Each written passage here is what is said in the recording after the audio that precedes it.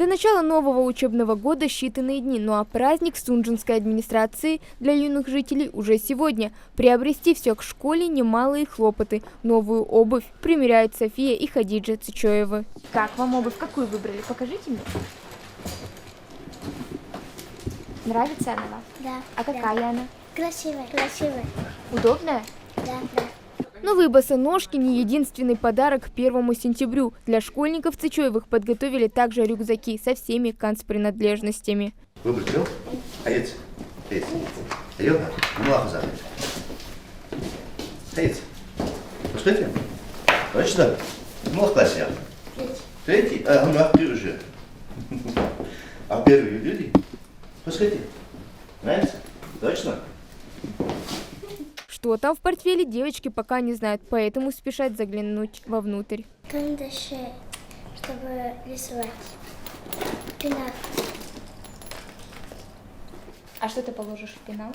Карандаши и ручки. Линейка. На каком предмете уроке тебе нужна линейка, как ты думаешь? Математики.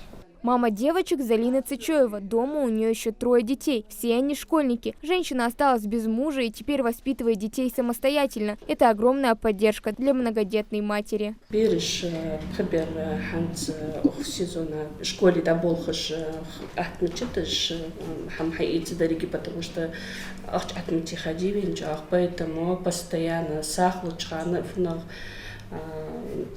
шикар хамлучхана масикана кайктхуги администрация барж давачташ бирж, поэтому так портфеле хама акар хастахани нисун диарясхо дал садот шедмелил до чего дал беркатот тончану кустохуцах. Акция «Собери ребенка в школу» в Ингушетии проходит по указанию главы региона Махмуда Али Калиматова. Всего для города Сунжи было подготовлено порядка 100 наборов школьных принадлежностей. Дети сами могут выбирать себе рюкзаки, портфели, обувь на свой вкус, на свой цвет, как говорится, по своему размеру. И поэтому, то есть, а если возить по адресам, ну, то есть мы не можем угадать, да? Ребенок вроде бы в 1 класс, а размер бывает чуть, ну, разные размеры и разные вкусы бывают.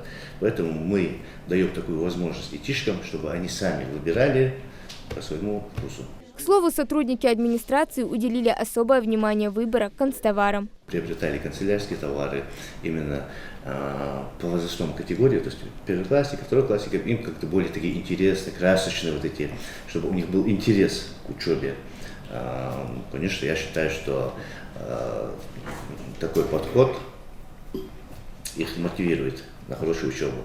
И мы их, когда отдаем, мы им говорим, что они должны обязательно учиться на 5. И нам обещают, что будут учиться на 5. Подобные акции уже давно стали традиционными в нашей республике. В них принимают участие различные общественные организации, партии, меценаты и просто те, кто хотят протянуть руку помощи малоимущим. Хава Гагиева, Маулатгири Ахильгов, Магаз 24.